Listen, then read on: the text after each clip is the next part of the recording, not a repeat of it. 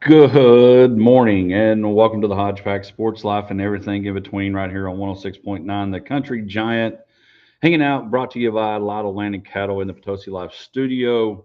Hodge, Misty, and Josh back together. Happy New Year for all of you that are new to us. Year 7 kicking off here in the Mall of Abilene.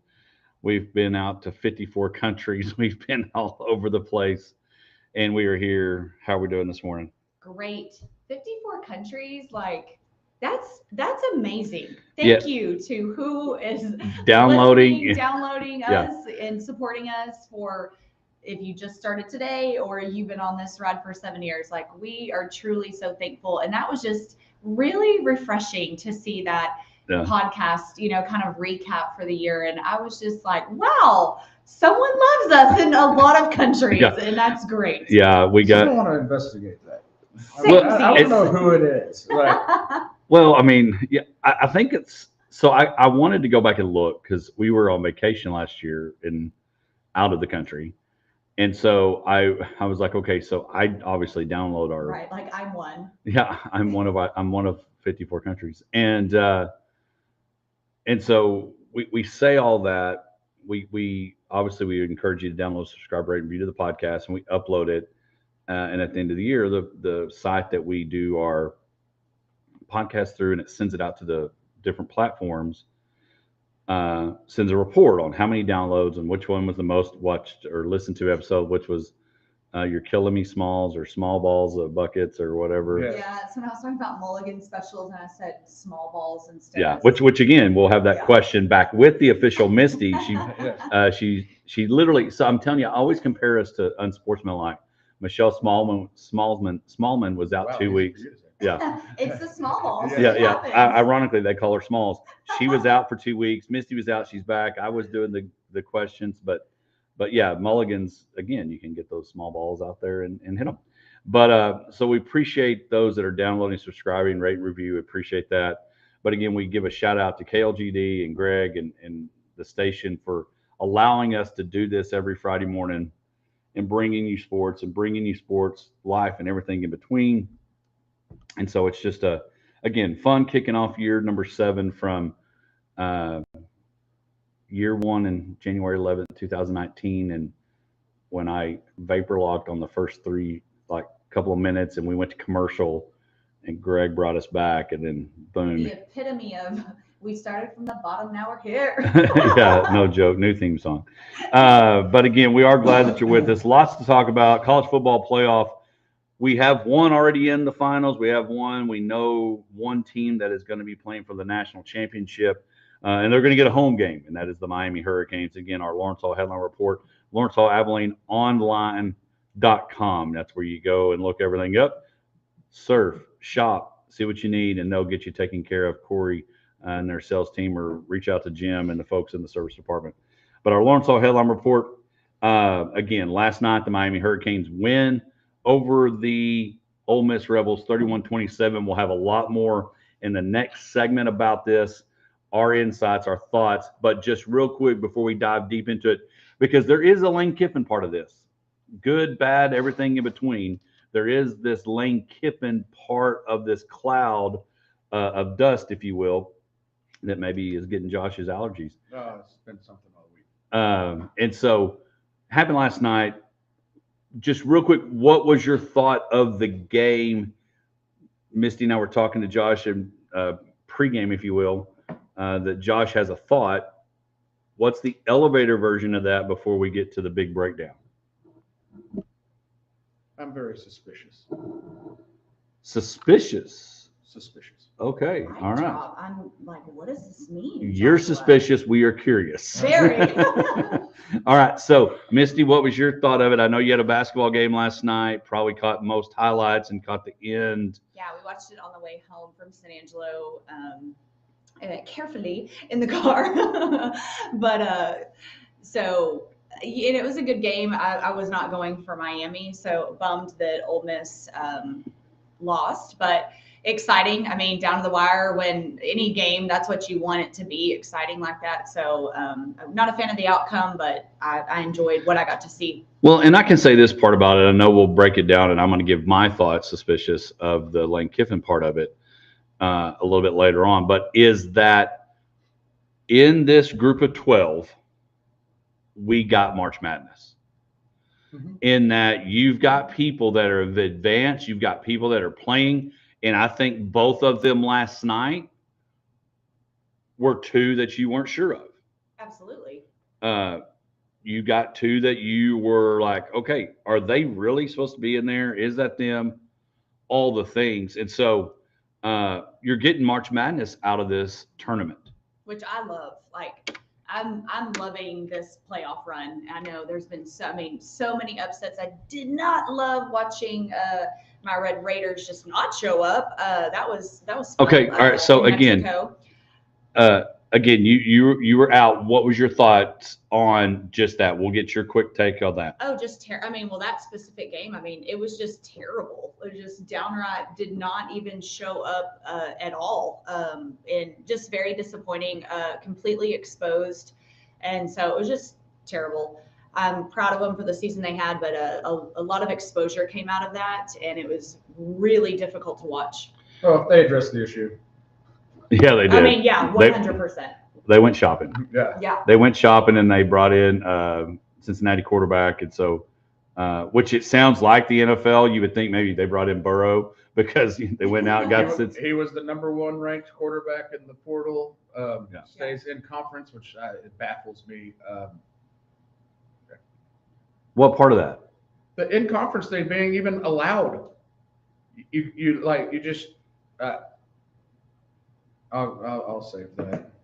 I can't wait. You're heating up. And no, I mean, that has nothing to do with Ole Miss Miami last night. So you think staying in conference course, we got in to talk about that. And that actually, is that on the rundown or did I put that in my other notes? The good and the bad of the NIL. We'll save that first segment. That's going to be a segment where, boom, we're going right there. But last night, big game last night, Miami Hurricanes, again, heading home for the national championship tonight. Indiana, Oregon will be interesting there.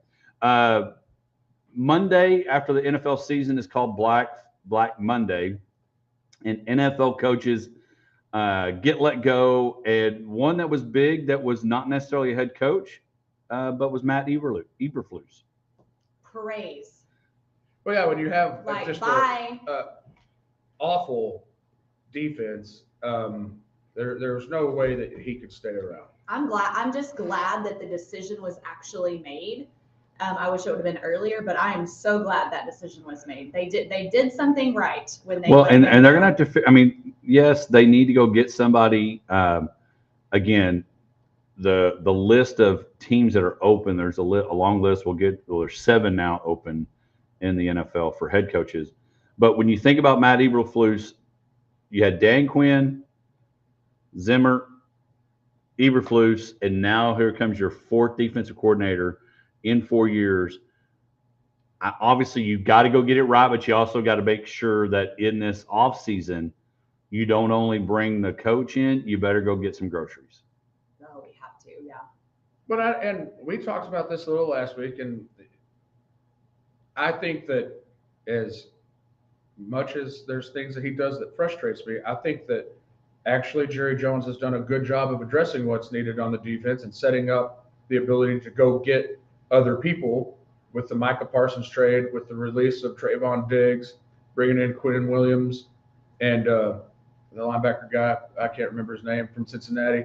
Lewis. That, like, those guys, they traded for them during the season, and everyone was like, why are we making trades? We're out of it anyway. But those guys are around next year, and I'm going to sneeze. No, mercy. But yeah, I do. Allergies really been killing me this week. Yeah, it's tough. New year, new you, new journey. Yeah. But I do think we're doing life together. Yeah, yes. No joke. Just sneeze, not on us. Yeah. But I do think it's going to be one of those where you go find that right guy, because I do think it's. I'm not saying we're a defensive coordinator away from a Super Bowl, even though Jerry Jones said this week he wants to be the owner in I guess it was the State of the Union of the Cowboys postseason press conference that he wants to before he dies, he wants to be the owner who has the most Super Bowls. Mhm. And you better speed it up is all I'm going to say. Well, it's just unfortunate. I mean, when you have Dak putting up the numbers that he did in the offense this year, and like first in a few categories, like third in a couple categories, and your defense it's just really unfortunate that we had such a good run at times on the offense this year, and our defense just could not do anything. Well, I mean, you're playing with one arm tied behind your back. Yeah. And so, but that was a big one. Another on the coordinator side was Cliff Kingsbury out at Washington. Local ties, Red Raider tie and all that out. I was kind of shocked that they let him go because, and their defense coordinator. Here's why I was shocked about it. Just like how we just said, and Misty mentioned, the defense wasn't very good and hurt the Cowboys situation.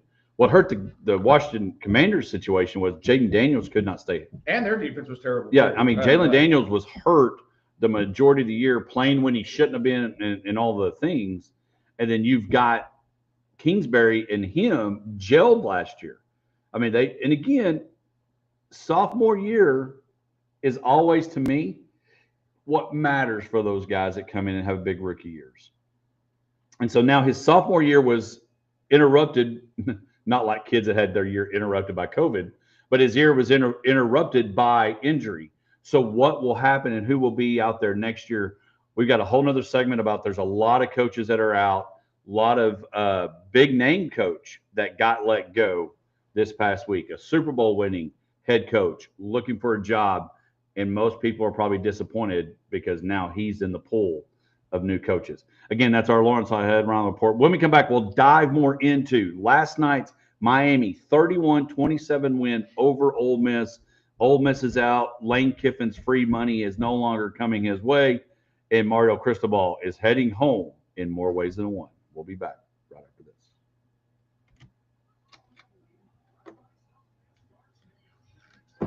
I can't wait to hear about your suspicions. Lawhon says, I can pick up a team between here and the Dixie Pig that can beat Dallas. Dixie Pig. You coming from the north or the south? I don't know. He was talking about how North side? he was talking about how he had a lot of. Oh my gosh, those dolls are creepy. What was real creepy was they were sitting in your seat. I saw that the other day. I had to come to the mall, and I walked down here, and that Santa thing was sitting in that chair, and there was somebody that I didn't know that was sitting like there. Yeah, that is like, so creepy, especially the little one in front. Like what? I guess that's like his child. It's weird. Super scary. Oh, man. Did you take off any time, like during the holidays? Just like a day here and there. Yeah. Not like a whole lot of time. I know, that's like the longest I've ever been off. So this week, I feel like I'm dragging a little bit, like trying to get my footing, get back into it. Yeah, this week, it's like, it's so disjointed because other people are out of the office and when you're there and then you're gone and then like, so it's very clunky through the holidays. And then you're in no routine because your kids aren't doing their normal thing. Right. So this week was funny because the kids didn't have school on Monday. So Tuesday kind of felt like a Monday because I was getting the kids ready, and then Barrett yesterday was saying like, it's not Thursday, it's Wednesday. And like, no, it's Thursday. Like, because he was like, we went to school and then we went to school and now we're going to school today, so it's Wednesday. And I was like, no, Monday was a holiday. Yeah. You were at home on Monday, but it was still Monday. And he was like, oh, like.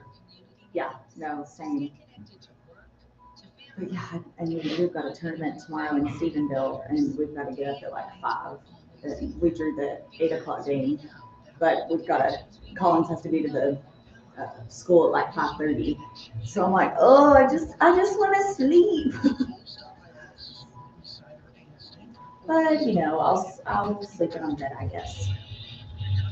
I did get a lot of sleep this week, though. I hadn't did felt a lot of sleep. I hadn't felt really good all week, and I've been going to bed very early and falling right to sleep. That's good though. And I'm glad that game started at 6:30 last night because it lasted forever. Yes. I'm hoping it'll do that tonight. I get to go to Hermely and officiate. And cool. Combination, a little disappointment and not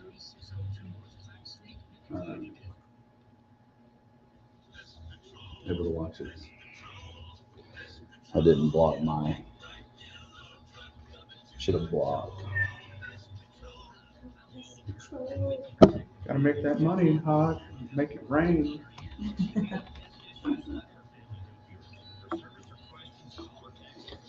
It's out there to be made for sure. I've been listening to some podcasts lately that are talking about criminal activity, and I'm thinking, if I could pull off one big thing and then just stop, I wouldn't get caught. I would just have to learn, I have to figure out how to launder the money into and then so if I start paying for everything with cash, you'll know I pulled something off. We'll be like, there will be signs. Yes. It's like, I won't tell you I won the lottery, but there will be signs. No, there won't be any real signs because I won't be able to buy anything expensive. That's the thing. You have to be disciplined. You buy something expensive, you get busted. Yeah, I feel like you just gotta off. slow roll your heist of cash into the system by just like paying for small things with cash that normally you use your debit card, your credit card, and your bank account, and all of that. But no, you just you put $500 in your pocket in 20s and you just pay for everything with cash.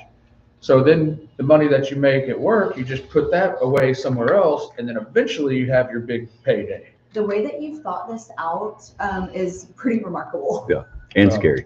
Welcome back to the Hot Track, Sports Life and everything in between. Rolling in hour number one, college football playoffs, down to 3 teams. One has punched their ticket to the national championship game in Miami, and it is the University of Miami with a 31-27 win last night over the Ole Miss Rebels. The Cinderella story, not really Cinderella when you're a Power 4 team, but the Cinderella, the storybook narrative ends last night as the Ole Miss Rebels lose.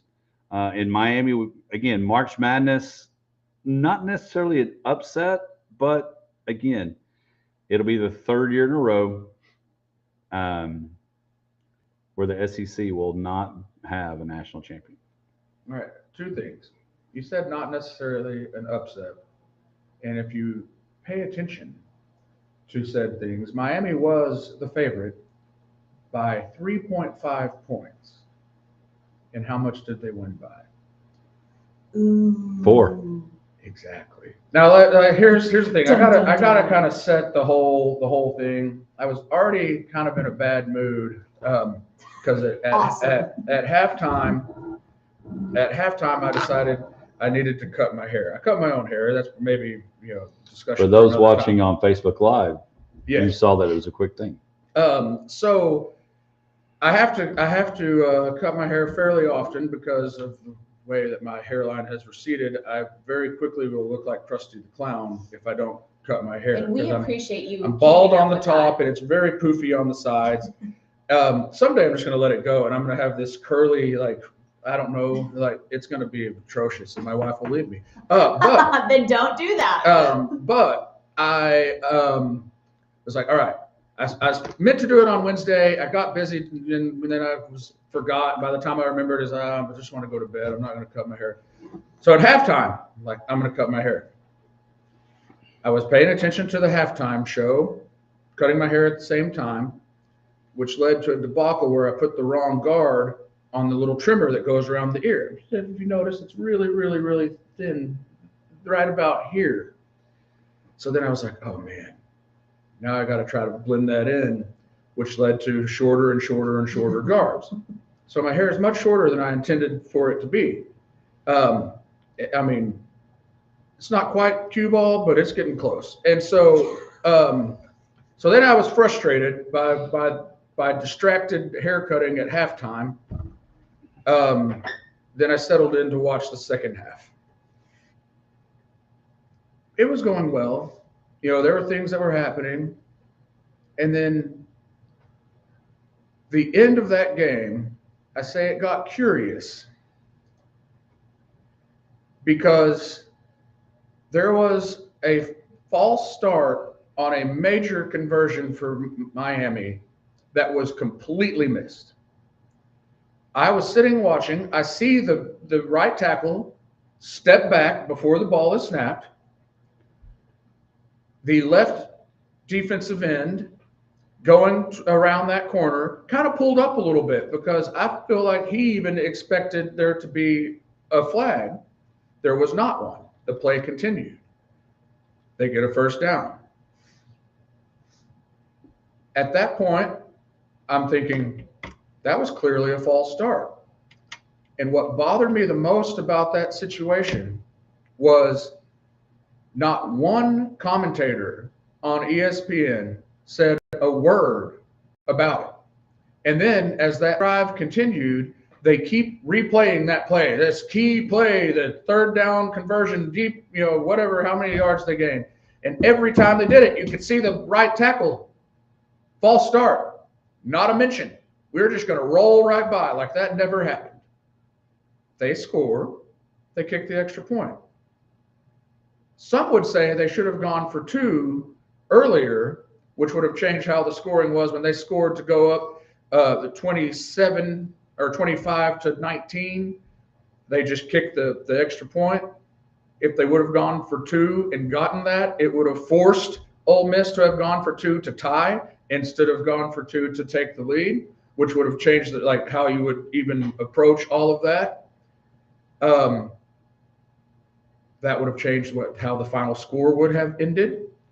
And then the last play of the game, I need to watch some video a little bit more, but it clearly looked like pass interference to me. They were hand tied, but then the defender grabs him completely. And then the announcers go to great lengths to try to convince me that it was not pass interference. Right. Over and over and over again. They were do tangled up and in a situation like that with the Hail Mary, everybody's doing everything. Yeah, I get it. Their hands were tangled up at first, and then the defender full-fledged grabbed him. Then they were trying to say, well, that wasn't even catchable anyway, and that is bullcrud. That ball landed 1/2 yard out of the back of the end zone. That guy easily catches that and puts 2 feet in. Not NFL, only needed 1. And then yet we just are going to oh, no, he couldn't have caught that. Oh, well, it's mutual combat. There's multiple excuses for the same dadgum thing. All right, there you go. Pick one excuse. All right, there you Sorry. go. Yeah. Love it. I love it because I actually completely And agree. then what was the score? Oh, yeah, 4 points. Who won that? Over 3.5. Vegas knows. And Yeah, ESPN Vegas knows. runs their own stupid betting thing and Not runs it all the anymore. Not time. anymore. That's what they did. Yeah. They're bought. They're paid for. Everybody else is. And that's why my tinfoil hat is replacing my hair that I cut too short. I was wondering where the haircut was coming In in. your defense, I would have never noticed your hair. Oh, Like, thank you. I think it looks fine. Like you're gonna say, I would have never. I've never noticed the pass interference. No, you meant the hair. Yeah, no, Um, the pass interference, I do agree with Josh, and I have seen it at multiple angles. And I mean, the pull is He all pulled- over. he pulled Yes, him. absolutely. Right. I completely The agree mutual with you. combat at first with the hand-to-hand, they're all everyone's kind of But shoving. as the ball is dropping, yes, he pulls Right. in the front. Yeah. And so 31-27 last night, the Miami Hurricanes cover and move on to the national championship game at home in Miami. Now, what is your thoughts on this win or loss, which is now a loss because obviously the rundown was done before? Say about Ken, he deserves credit, lack of, or what?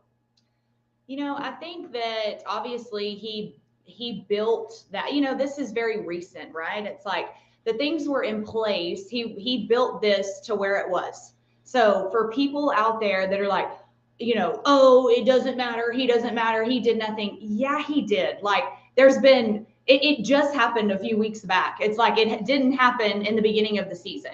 And so I don't like the way that all of that went down, but to say that Lane deserves no credit for this Ole Miss team, in my opinion, is stupid. And, with him leaving, obviously the players, rose to the occasion. And Lane was not the only one on the coaching staff. Like, he's not the only one, that's making this happen.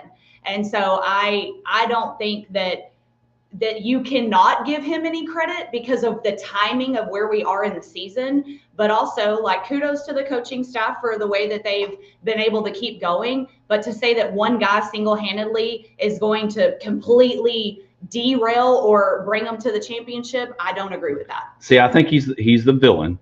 Of course he is, but you have to give him some credit. He built that team to where it was before he left. He helped obviously recruit and bring them in. But the other thing is that we have to remember, what big game has Lane Kiffin won as a head coach?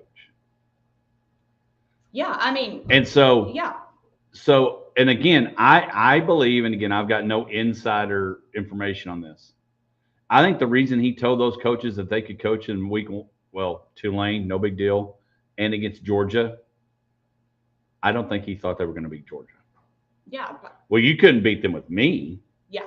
How are you going to beat them without me? And so my thing is the frustration I have, and Coach Golding and them, and again, according to maybe Josh, I haven't seen that replay a whole lot either. I was at Zach's house watching it. Game was over, then left, and anyway, they lost last night, and so Coach Golding and them had a really good part. Is they did not play very good. No, they didn't. They lost by 4 and had a chance to win it, and were obviously up until with 18 seconds on the clock left. And after that last drive looked great. I mean, for what they were able to do in those 18 seconds, right? I mean, that was impressive, I thought. Yeah. Oh, and I think Trinidad, and again, Trinidad didn't play great. And then Kawan Lacey being out a lot of that first half did not help with his shoulder. And one thing that I will say, as far as the coaching situation there, and I see what you're saying, and I've never really thought of that specifically, but not insisting that your coaches come, when maybe he didn't think it would keep going till it got to be an issue, but then to have to. There were coaches that were on the sidelines last night for Ole Miss that just showed up at the building. Right. I mean, that Coach Baker, the John David Baker, whatever his name is, that's the new offensive coordinator. Yeah. And you see that Willingham, that's coming. I mean, the new coaches that are going. I mean, Coach Brown at North Texas was there watching their bowl game, and I mean, they're going to be there because they hope they win and all those things, and probably get to meet Michael Irvin and all that, but. When you start looking at it, and this is what I've said, and it's why I've compared it to live golf with Lane Kiffin leaving. Oh, there you go. Is that he's not done anything big. Yeah, he's been an offense coordinator and won national titles. He's not done it as head coach. And Golding is already succeeded. And here's the thing.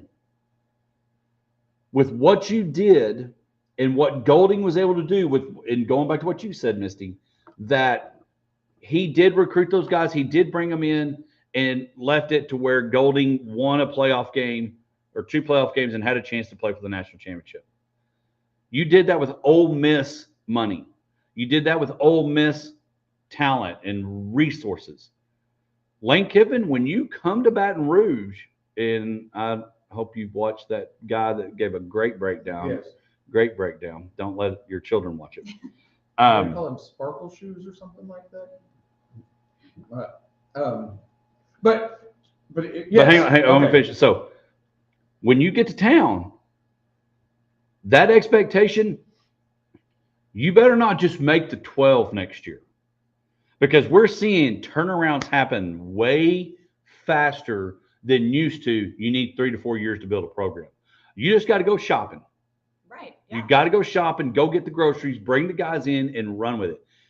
He better not only be in the 12 next year or 16 if they make it bigger. he better be playing at least here in the Final Four. So credit or no credit for Lane? What is your thought? I mean, just yes or no. Credit, does he deserve any credit or no?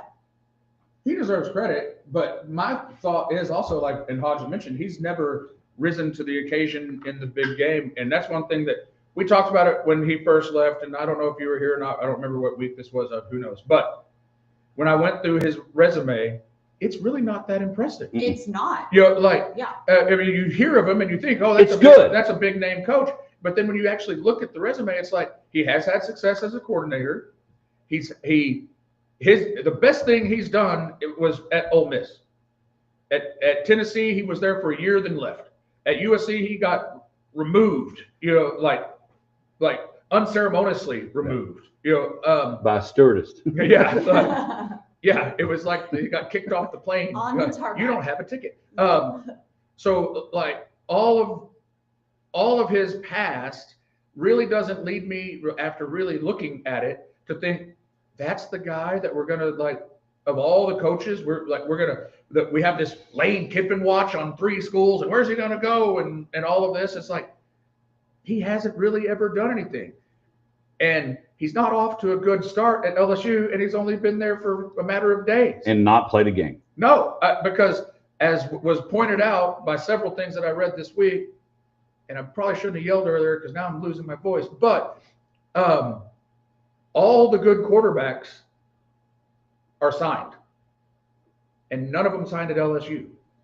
Yeah. So his magic is already fading, and I don't think that eventually, you know, they say the chickens come home to roost. Is the way he's done people dirty in the past, are players being like, I don't know that I want to play for that guy. Exactly. I think that's the big deal. We're going to go to commercial. We'll come back. We got another game tonight, and we'll go from there. Well, and I didn't get to say this because we ran out of time, but not to take anything away from Golding, but my point is just, obviously the culture, the whatever with this team wasn't built in a week. Like, these players have been playing together, their chemistry, everything, the expectations, that happened months back when Lane was running the show. So that's my only thing. Like, I don't like right down. Fort Knox. Oh my God. Go for it. Like, and I just, that's what I'm going to stand on. Like, the players at the end of the day, like, of course they're going to play for who they want to play for, but to say that he gets no credit at this point is, to me, just is not accurate. I'm going to get to debate Misty. Go ahead, because I will die on that hill.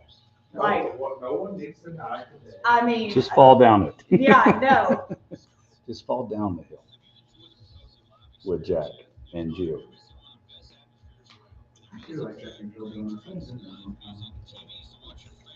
But also it goes back to the timing of when all of this happened and the rules of college and all these calendar deadlines, that should not be allowed. Well, and that's one thing that I mean, so you shouldn't be able to allow that to even happen until after season. Rick Neuheisel, who is the new Arlington Renegades coach in the UFL, he made a very good point. He said, the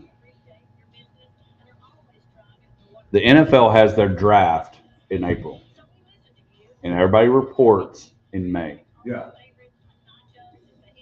And they're able to get ready for a fall football season. Yes, you can still go to class or take the semester off, whatever. But why could you not do that in college football? Yeah, that's what I'm saying. That's the biggest part of this. And we just, like, somebody wouldn't come and recruit us and we not jump ship so fast to ESPN. If ESPN called us, bye, we're gone. Like, no shade to where we are now, but this goes back to what we debated 3 weeks ago when this happened, or 4 weeks ago when this happened. At some point, it's on the calendar and the timing of all this, because you can't sit here and say you wouldn't take that other job. You just can't. Yeah. I mean, so again, villainize him, okay, but it's a problem with college football and the calendar of how all this freaking stuff works. The difference, the comparison from here to ESPN is, yes, I get that. But what he did, Eric Morris and these guys that went from a group of 4, a group of 5 to big, they made the jump. I don't think Lane made a jump. Right, and I know we talked Well, about that and too. that's the thing that puzzles me the most is it's like that he says it's not about money, and there's rumors that Ole Miss said they would give him a raise and like to keep him and all of that. Then what is it about? Because it's like, all right, you could say overall LSU has more resources, and that might be true. But you were coaching a team that was in the semifinal. Like, you don't think that you were close? Something else I think is there's something else we don't know. Like, because I'm with you, it's really baffling. And has there ever been, and I can't say there never was, because I mean, I obviously don't know every situation ever, but I could not imagine a time from high school football, college, sub-pro leagues, the NFL, any situation that a team is making a deep playoff run with a coaching staff turnover that was voluntary. Not like someone. Welcome back to the Hodgepodge Sports Life and everything in between. It must be right because we are talking about, we've been still debating, Misty's debating everything in between. Again, tonight, game 2, Indiana, Oregon rematch, all the things tonight, 6:30 in Atlanta. We were talking about Lane Kiffin. And I don't even like this guy. Like, I don't. Like, it's like her same passion back when Aaron Rodgers had the bunny. But you made a comment about credit, and you wanted my opinion. And in my opinion, again, Tyler Cagle Law Firm, College Football Report, Tyler Cagle Law Firm, 325-232-8075, criminal defense, free consultations, CPS, family law. Tyler Cagle is your guy. Let me make sure how. What was the answer to your question? Does he get any credit for this season of Ole Miss football? Yes or no? Just yes or no. Well, because it's 2 parts. It's nuanced. He can't. But exactly, just yes or no. What should he get any credit? Explain. Okay, he gets credit for the guys that were there, the season they had leading into the regular season. I think they win the 2 games because he's not there. So I actually agree with that completely. I think he wins. The gelling together, we're better than this. Like made the chip on our shoulder. Our coach left. I think that actually made them better. I think they win the 2 games they won in the playoffs. And and Coach Golding said this last night, we did not play defensively very good. And I think it was either you or Grant or somebody in our text chain last night and we talked about the cliches, winning in the trenches is one of them. And the line of scrimmage was won by the weather storm, and that's the Hurricanes. If Ole Miss plays a little, and ironically, they had an interception, and Miami could have had 40. I mean, they lost by 4 or 3.5. By not playing very good. And Carson Beck, and we may play the clip later. I mean, I'm thinking we're probably about to go to overtime. And they had even an outside guy coming in, made a play, and then the Red Sea parted in a wide open fairway for Carson Beck to run into. I knew it couldn't go to overtime because the fix was in. And if it goes to overtime, they're not going to get over 3.5, most likely. Right. It's very hard to cover a 3.5 in overtime. So we had to make sure it didn't go to overtime. But so to answer your question, and the reason why I said it was not a yes or no. Yes, getting them to the point of the playoff. They went 12-1. Their only loss was to Georgia. But once they got into the 12, I think they won and had the run that they did because he was gone. And I get that point. When we started debating this, that wasn't necessarily on the table. It was leading up to this. Does he deserve credit? In my opinion, is yes. Like he, and I think Golding and the rest of the staff has done a great job. But that's my point, to say that, he doesn't get any credit for where they are right now. I just don't agree with that. Well, and so here's where reps in months of this team being together, that I just disagree. Here's where I agree with you, but disagree. It's the word, any credit. Does he deserve any credit? Yes. Does he deserve all the credit? No, and I don't think he does. Right. I think he deserves some credit. So that's probably where we agree/disagree. Yes, he deserves where they are. They wouldn't be where they are. They wouldn't have maybe even possibly made it that far without the recruits and all the things that we were talking about. And again, I don't even like this guy. Like, I think what he did was crappy, but I also think it goes back to the rules of college football and them even allowing this crap to happen in the first place. Right. Don't allow it to happen. So what is NIL good or bad for college sports? Yeah, that's a loaded question. There's pros and cons to all of it. I think the answer is yes. But specifically this Good or Lane bad? Kiffin Yes. thing. Yes. Yeah, good or bad, yes. But it should not even be allowed that you can just jump ship right then and that all these deals are going on and all of that. That's my point. They need to fix this. It just should not be allowed. I do agree that the way that this has become so Wild West and so just like in it for the moment, not committed ever, Yeah. I can just go anytime, that has become a problem. And I Easy for you to say. Swarsby leaving in conference.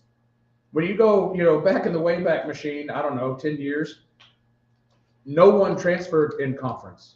Mm-hmm. Like I don't even know if it was against the rules or just like a thing. I don't remember. But you had to sit out a year when you transferred and all of those things, and now that's all changed, and that's fine. I think that NIL is good on the general. It allows for people to go where they can play when they're not getting playing time. I like that.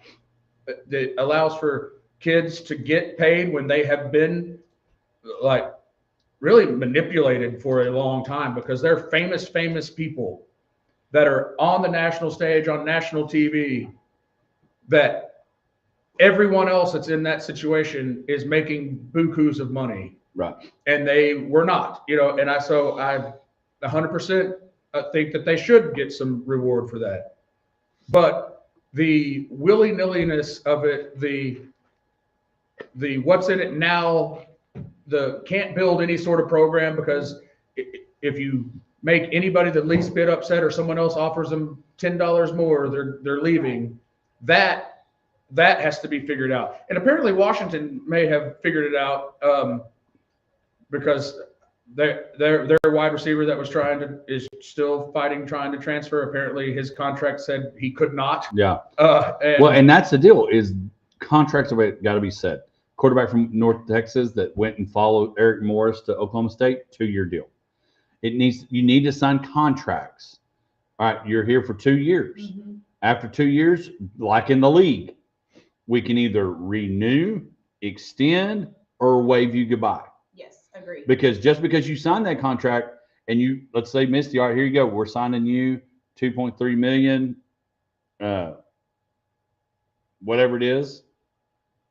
And after year 2, if it's a deal, okay, we're waiving you. We're letting you go. You see you George Pickens or see you whoever. We're going to do that. So I think that's the truth.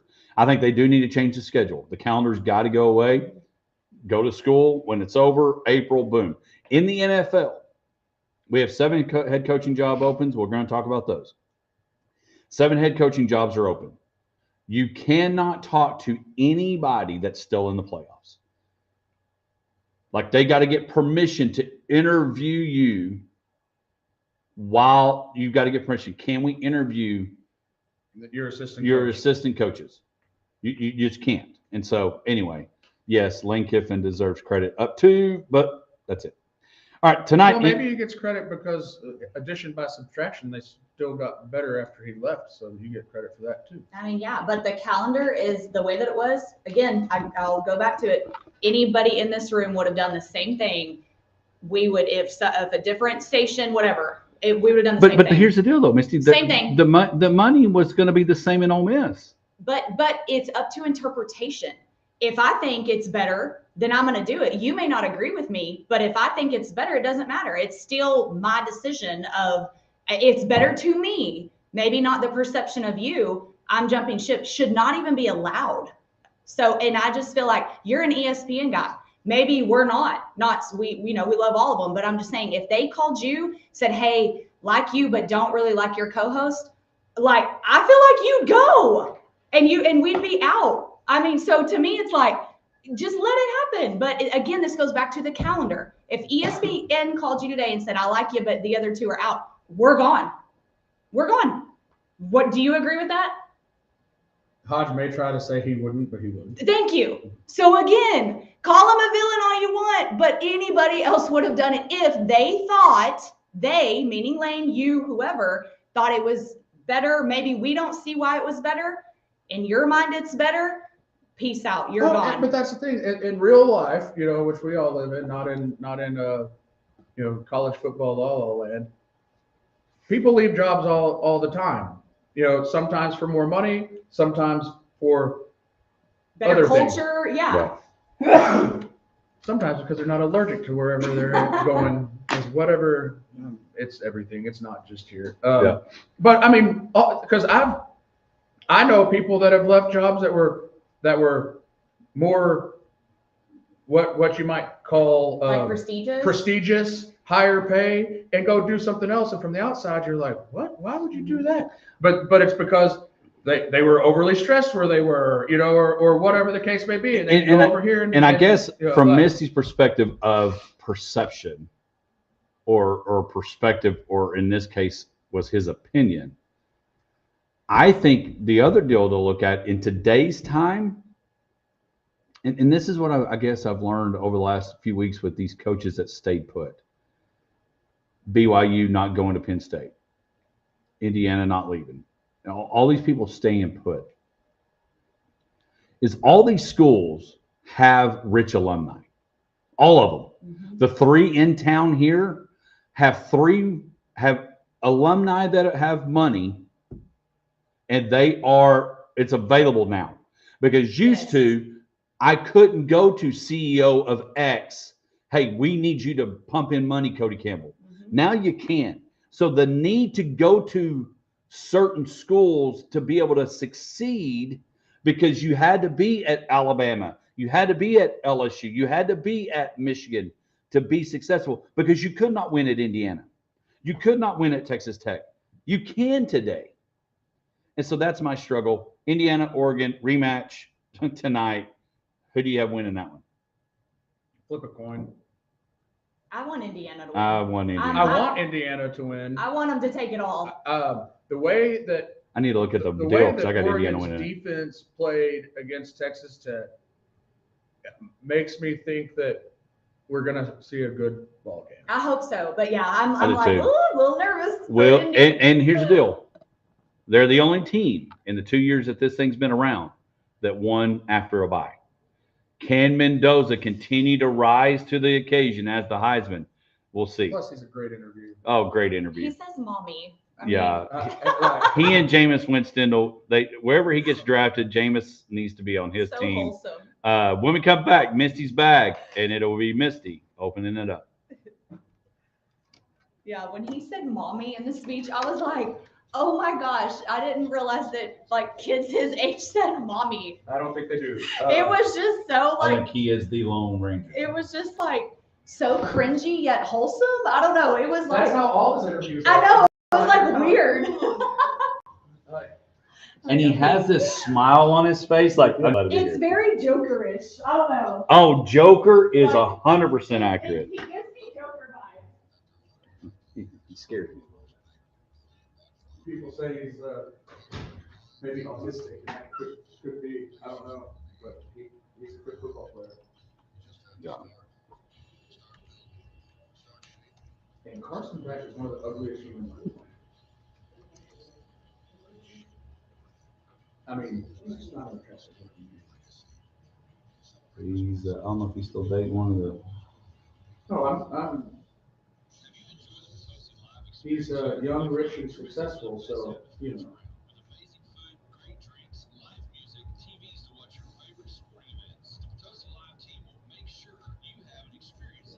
Yeah, that helps. I'm excited to get to eat lunch today.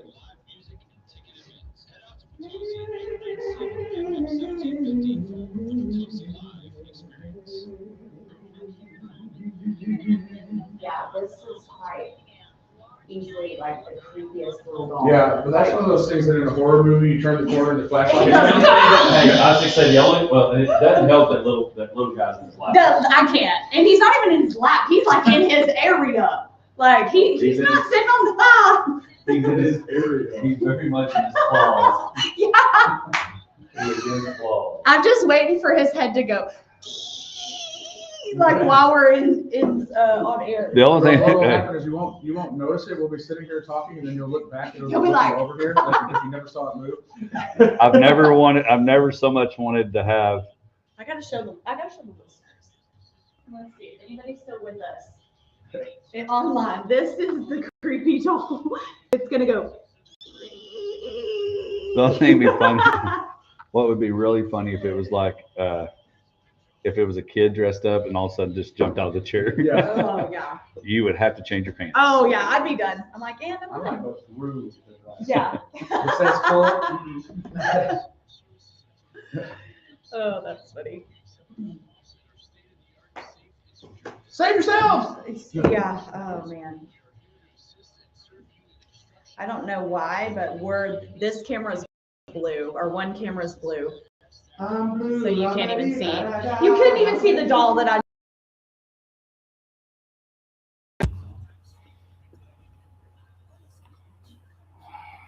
I'm gonna derail your segment just to get Please- up on your crawl. Please do it. I'm going pretty easy today. Please do it. I've always thought roll you. I wish I could have see you that ask here. The question, and then just start talking about something completely different, just like it never even happened. I would just go with it. I'd be like, okay. But you said something earlier that's going to tie in with this, and so it's going to be great. Oh, It's like you knew what I was going to say.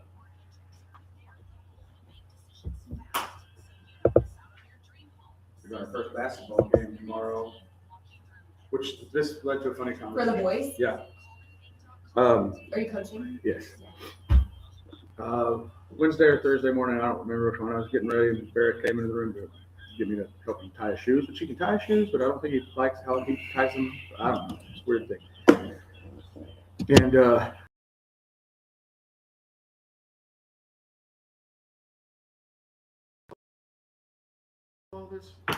this weekend, and he was like, "No, I thought you enjoyed playing basketball. Why aren't you ready for the game?" He's like, "Oh, I like playing basketball, but I think our team really needs one more practice. We're not ready yet."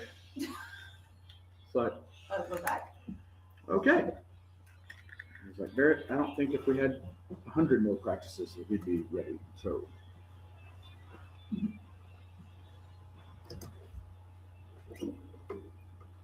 Welcome back to the Hodgeback. We're rocking and rolling, and it is now time to open up. Misty's back.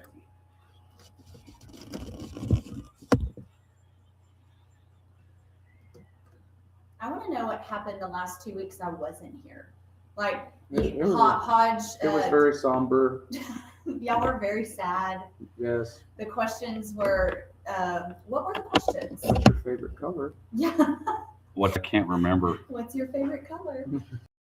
A lot of things going on. So Mulligan's, if you did not know, Maxwell is going to be back, and Colleen is going to be helping run that golf course, and they're working on a lot of improvements, and so that's super exciting, and that's kind of public knowledge now, so we can throw it out to the airways that if you were wondering who had Maxwell, still going to be, city is going to kind of be overseeing some things, but the management company will have Kyle King in the mix, and so obviously Kyle very experienced and has had mulligans for many years. And so I'm very excited that the opportunity for him to revitalize Maxwell, and he's got some big improvements on the horizon. And so that's going to be really cool. I didn't know if y'all realized Can we work that. on a tunnel shuttle to get back and forth? The Mulligans to Yeah. Maxwell. Yeah, you want to Keeping go- the name. I believe so. Everything will stay the same in that regard. But just some improvements happening. And so I don't want to say too much because I don't, know what all needs to be revealed, but we can reveal that Al King will be involved in that heavily. And so just very exciting. He does such a great job at Mulligans and their entire staff. And so shout out to Mulligans always for supporting us and for just giving Abilene something fun to do at all times. So earlier we were talking about, was the last play of the Ole Miss Miami game pass interference? We were talking about the commentators and this whole, they kept saying mutual combat. And it was like, no, it wasn't. Shut up. Like there are these phrases that people say in sports, commentators, or just people. And so it got me thinking about new year, there's resolutions, there's things that we want to change for the year. So I want to know what sports phrase should be banned for 2026. Josh, Uh, she might have listened to the show last week. I don't know. Maybe if she Oh, did. did you already talk about this? Oh yeah, we did last week. Oh my gosh, no. I did not listen last week because obviously I barely had Wi-Fi where I was at. And so no, this is hilarious. No, but this is a different take on it, so I mean, I think What was the question last week? sports cliches that you're like over. Oh, okay. Well, phrases Okay. will be specific this week. So what are some phrases that need to go? Oh man. Well, that need to go away. Yeah. Well, I said you can't say man 57 times in an interview. Okay. I would like to see that go away. Man. Yeah, you did. Is that what you said last week? Yes, he did. Oh, well, you have to change it. It can't be the same from last week, Well, I mean, stuff that just even though that is a phrase. things that need to go away. I would say, man, that's tough. That I really want to go away. Like one of mine, since Okay, you yeah, are you a get- little stumped, I'll help you. Like one of mine is, man, he came to play. Yeah, that's his job. Like I get it, but when someone's like, man, he came to play today. Yep, sure did. Like that's the goal, right? Like he's Okay, a that's a good- professional athlete. That's a really good one. And then another one that I don't like is, man, that came down to the wire. Like, why is a wire involved? Just some of these, like I get it, I know what it means, but why a wire? Like, where did this phrase come from? And so those two specifically kind of come to my mind, but mine is, man, he came to play. I just hate it. So that would be the one that I would ban for 2026. One that I didn't think about last week, and I really am losing my voice. You are. Is we just got to go out there and play our game. Like as if Are we got to play hurricane football? as if we go out there and execute our game plan, the other team has nothing to do with that. It's like all on us. If we do our thing, we're going to win, and that's just not true. Yeah, that's a pretty good one. If we just play hurricane football, we're going to win. Yeah. No, we- maybe not. Maybe you'll have to adapt your game plan because the other team's doing something that's not working. Yeah, Yeah, like- your other was not near as good as you thought it was playing. I really like that one. Next man up. It's just next man up mentality. Because they do that. So how do you feel like with so and so out? Man, it's just next man up, next man mentality, next man up. We got to get him in. We were built for this. Mhm. But I do. I think yours, as far as came down to the wire. But like, why is it a wire? Like, has anybody ever thought about this? Why is it come down to the wire? Is Like, that what like is a with the finish wire? line? I don't know. I don't know, but I like, mean, what you does would a be wire better off. have to You'd do be with better it? off. It came down to the last second. Right, or like, I don't know, like why is it gotta be a wire? Just these things that I think about in my crazy weird brain. I wonder if it's like, if you're watching those movies and they're clipping the wire to make sure they get the right color of like deactivating a bomb. Oh yeah. Maybe that's it. It came down to the wire because boom, we clipped the wrong one. That I've never thought of it that way. So Clicked the wrong one and boom. No, okay, that makes more sense. I've always thought about it like almost like a tightrope wire. So I'm like, why does it come down to that? Again, up to interpretation. Look at that. Totally different.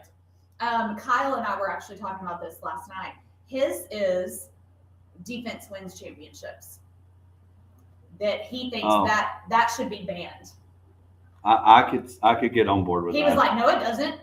Like, you still have to, right. So his is, so I'll give another shout out. His is defense wins championships. That phrase should never be allowed ever again. Yeah. Could you imagine if you got fined for that? That was you. If you say like again, unsportsmanlike has the word of the day. And so if you say the word of the day that's not good, you get fined. Yeah, and then the other one, you just got to take one for the team. You just got to get take one for the team. Like, what do you think I'm doing on the team? I'm playing my best. I'm on this team. I'm trying. Like, that's another one that's just funny. And I'm like, I don't like it. Well, there's two that have to do with like effort that are said, but it's not true because it can't be true. And that's like, he gave 110%. Yes, I was about to say that. You can't give 110%. The other is, they left it all out on the field today. Like, no, they didn't, because they're off the field now. And they were able to walk lost. themselves off the field. So and they still lost. Like, so those are things that are overused. But I really do think that I mean, there's so many that just get like all the time, but I don't know which one. Are there any specific baseball ones that you can think of that really just annoy you? Because I feel like when I'm hearing a lot of these, obviously it's football. All right, we're going to go to commercial, come back because yes, and please remind me because I've gotten where I forget stuff. Write it down. Yes, we'll be back right after this. Remind you that you forget stuff? Write it down right now. But yeah, like obviously mine are more so for football. But really, we've been watching football lately. Right, so I guess, yeah, but there's a ton. Boom goes the dynamite. I'll never say it again. That's so funny, y'all. I did not listen last week, and I did not know that y'all already kind of talked about this a little bit. All right, I need to look. So I'm glad it wasn't the exact this same internet thing. Computer all of a sudden won't come up. This has got He says internet computer. Well, I mean, it's what it's listed as. Yeah. So, Can you still hear it in there? well, that should be fine. Okay. But and this looks like it's still blinking.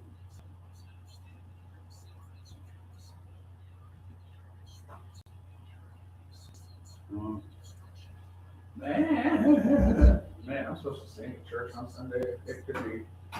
See how that joyful. Dad looked up down to the wire meeting used to denote a citation whose outcome is not decided until the very last minute. Yeah, we know that, but I think I like your take on it. Like, that makes sense. Like, if you're about to clip a wire, I had never thought. My brain literally like a tightrope wire, a pole, electricity pole or something. Like, I don't know. Like, Taylor Electric. Just out there on the poles. But that's where my brain went. But I like Hodges' take on it because I had never thought about it being when you're about to cut a bomb. But that does make sense. It's that it's that anxiousness. I'm gonna look it up on the internet. Yeah. But he came to play. I'm like, I can't. all right. Since I gotta make sure. Rose still remembers she's coming. And I mean, I'm sure I've said that at some point, but now at my age in life, I don't like it.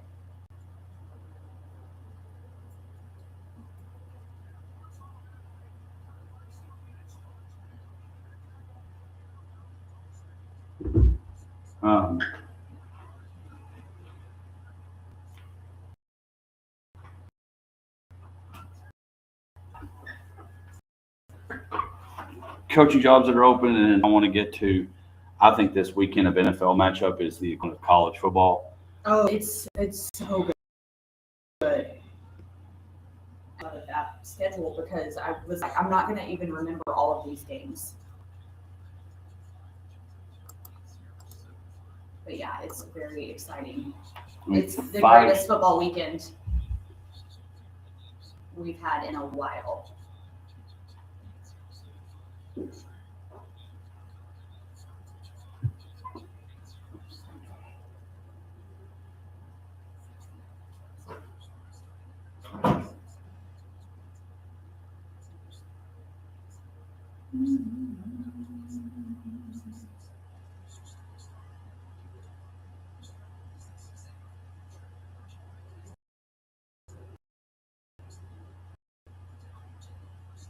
Oh, man.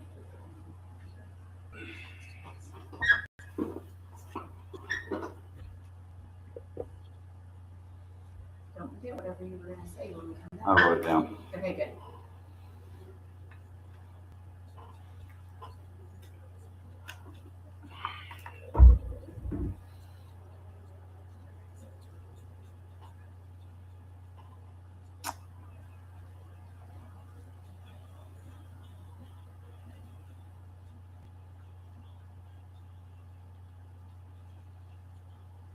Yeah, it's a horse racing phrase.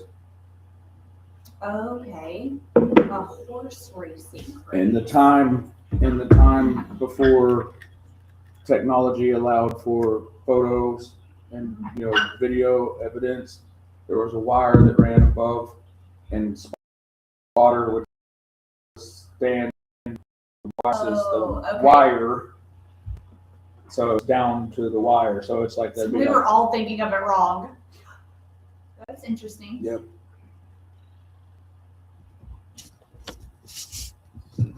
So they'd be in a little box looking down the wire. That makes sense. Okay. I mean, is this the more you know? Yes. This is the more you know coming right back on year 7.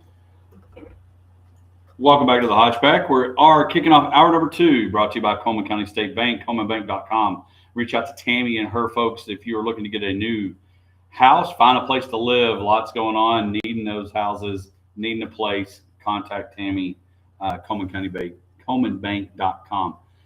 Misty's question, again, brought to you by Mulligan's. Mulligan's, also not only par 3, now you got 18 holes coming your way, regular golf course. Taking over Maxwell was cliches or sports things that need to go away. And before we went to break, Misty asked about baseball.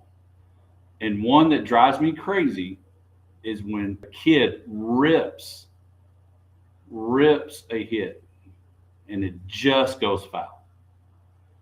And either the coach or mom or dad or fans like, hey, great job, don't change a thing, let's go, good job, don't change a thing. Yeah, change a thing, hit it fair. Don't say that. Don't change I a thing. usually say straighten it out. Which is fine because that's something different. But don't change a thing. Yes, change a thing, hit it fair. There's going to be a lot more baseball ones too. Okay, all right, and I want to educate people here, as Misty said, more than you know. Then I want to get to the NFL stuff before Misty has to go. And again, at the bottom of the hour, our Brittany Rose, the head girls basketball coach at Gym now, over for Hunter Cooley, get her take on replacing kind of a legend of the school. But is that parents teach your kids, or let me rephrase this, parents, stop yelling shoot it just because your kid has the ball. I've been reffing But for they got Steph Curry range. They need to shoot. well, they got Steph Curry dreams, but not actually skill. even like last night and the other night, kid caught the ball. Very much guarded, very much not open. It just yelling, shoot it. Parents, stop. Because Parents are the problem. No, because your kid shouldn't shoot it. And the other thing is, tell your kid just to stop waving to think either to shoot or to catch a pass. I'm always. Oh, yeah. AJ Brown. Who goes down Yeah. All right. Well, speaking of opens, there are openings in the NFL. There are 7 jobs. 7 coaches got fired this past week. Titans and Giants let go of their coaches in the middle of the season. Raheem Morris was let go with the Falcons. Kevin Stefanski let go with the Browns. Pete Carroll only after 1 year at the Raiders. Coach Cannon at the Cardinals is gone.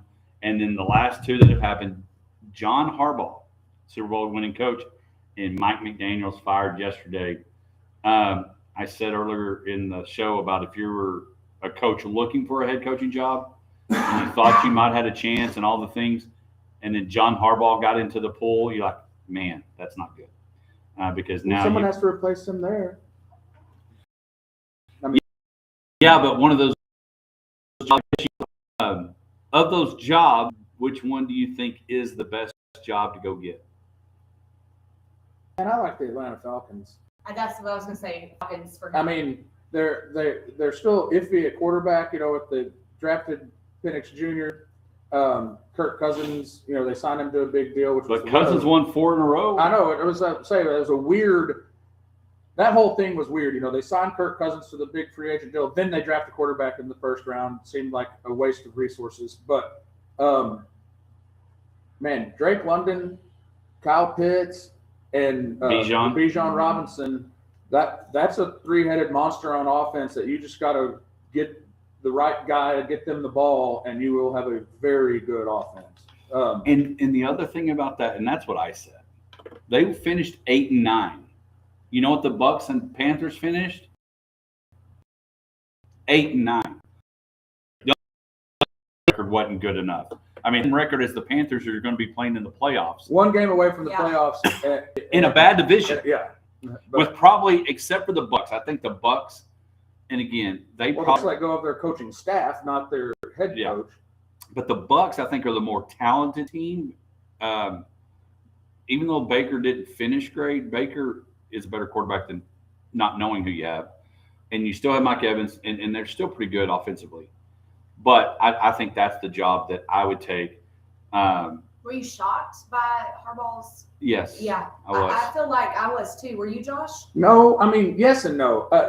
No, because they have, like the Bills, and we've talked about McDermott, like they've always been like the preseason favorites, like this is their year where they got an MVP quarterback, and then they never do it.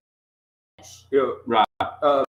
Well, and I don't know, and he's a coach in me, but at some part, Lamar's got to figure it out. Well, he is a 2-time MVP, possibly Hall of Famer. But how many 2-time MVPs are not in the Hall of Fame? Yeah, you're probably right in any sport. But how many of them are 2-time MVPs without a Super Bowl? That's what I wanted you to look up. How many are 2-time MVPs that aren't Super Bowl champions? Because normally it comes with the Super Bowl championship along with that MVP. And so, yes, I was shocked a little bit, but certain people have been at places forever. And ironically, you can look at Coach Stanford here. Very few people, especially in this profession, stay here long enough and don't wear out their welcome. Right. No, I agree. I know I'm with Josh, like yes and no. Now, Mike McDaniel, I'm surprised he made it as long as he did this season. I thought that he would have been fired long before he got let go. That was not a shock. But yeah, Harbaugh, I was like, dang. So I just didn't really see that one coming because I do agree with Hodge. At some point, how much does this fall on Lamar? So you asked the question a second ago, and as soon as I said who's won 2 MVPs and Indian didn't make it, I immediately was like, oh wait, Juan Gonzalez, and he's not in the Hall of Fame. So in baseball, there's that. But the 2-time MVP winners are Jim Brown, Johnny Unitas, Joe Montana, Steve Young, Brett Favre, Kurt Warner, Peyton Manning, Tom Brady, and Aaron Rodgers in the Hall of Fame are Pat Mahomes and Lamar Jackson. And Mahomes is going to be in, but yeah, run that list again. Aaron Rodgers, Super Bowl, Tom Brady, Super Bowls, Peyton Manning, Kurt Warner, Brett Favre, Steve Young, Joe Montana, Johnny Unitas, and Jim Brown. All those won. I don't know if Unitas, they didn't have the Super Bowl back then, but all those are champions. So I would say he better win a championship. So we know that. I think that's the most intriguing job that's open is the Falcons' job. But then you could also say the Ravens' job because you're going to inherit a two-time MVP. Yeah, no, that's very true. Yes, but it seems very dysfunctional, and that's why I was not sure that'd be where I'd go. And you got a aging Derrick Henry, I wouldn't pick it over the Falcons. enigmatic I agree. Lamar Jackson. The Falcons have young, up-and-coming talent that you can build around. And one of those could be your quarterback. Yes, I mean you don't. Huge, yeah. Okay. All right. Those coaching jobs are open. We mentioned it. It's Super Wild Card Weekend. Last night kicked off 5 straight days of football. You got tonight's Indiana-Oregon game, and tomorrow you have 2. The Rams, Panthers, Packers, Bears are tomorrow, and then the Bills, Jags, 49ers, Eagles, Chargers, Patriots, and maybe the reason why he's no longer employed, the Steelers versus the Texans. You're not going to like what I'm about to say. I don't know. I think he's having a good year. I'm kind of. I was glad Aaron. I'm glad Aaron Rodgers. I did not want his career to end like that. Well enough to lead back. I will say he. And then when Boswell missed it, Boswell needs to be sending that guy a thank you card, Mr. Luke. Christmas cards, thank you cards like Danny Willett every year when he gets to go to the Masters Championship dinner. He needs to say, Jordan, thank you so much for that dump in the that football game was so nobody wanted to win. Yeah, it was like, how can we avoid making the playoffs? It was. I booked the vacation already, and I didn't buy the travel insurance. And so. But I will say, Aaron has looked better and I will give it. Because y'all know I'm a Aaron Rodgers hater, or not hater, but just not a big fan. I will give credit where credit is due. He has had a better year than I thought. I didn't put the bad juju on him this year. Right. I've let my feelings go, and so he has surprised me that he has had a much better year than I thought. All right, so now let's. So did you have a voodoo doll? Remember he cut it had it off when he got hurt on like the 4th play of the Jets. Remember, I've said that y'all are like he's gonna.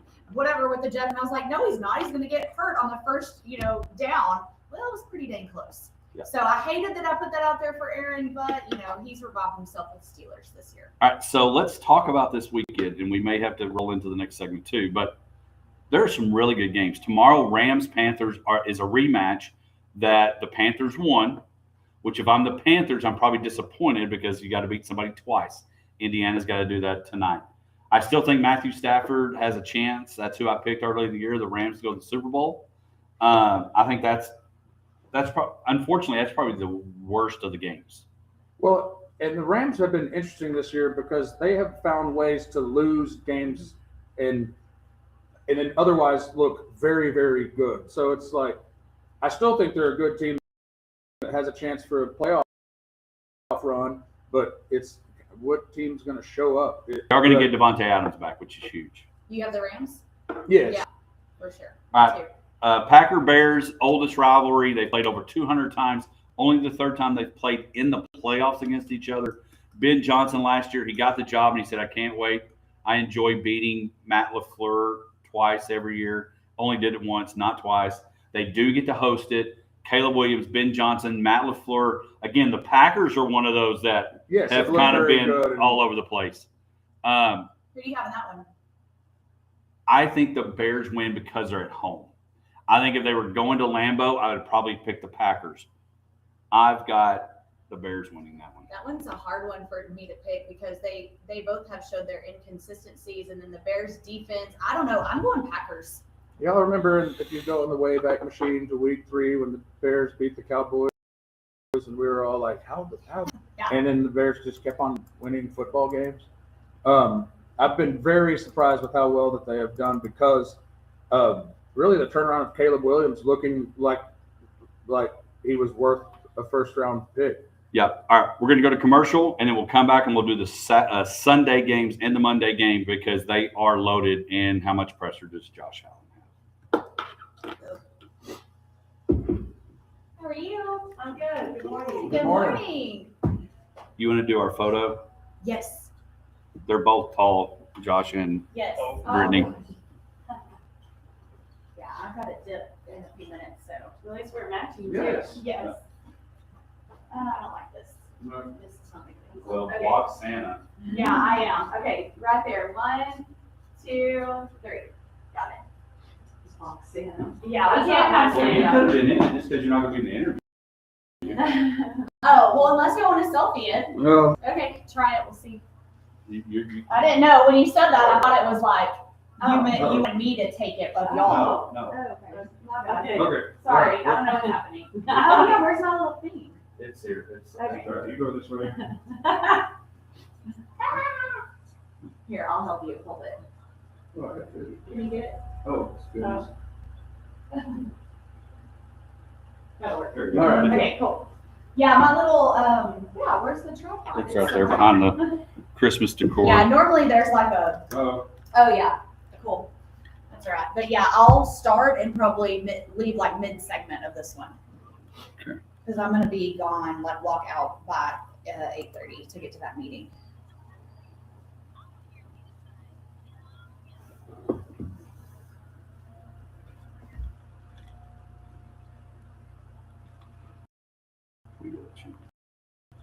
I'm still concerned about this computer. Yeah, that's not good. Yeah, it must be good.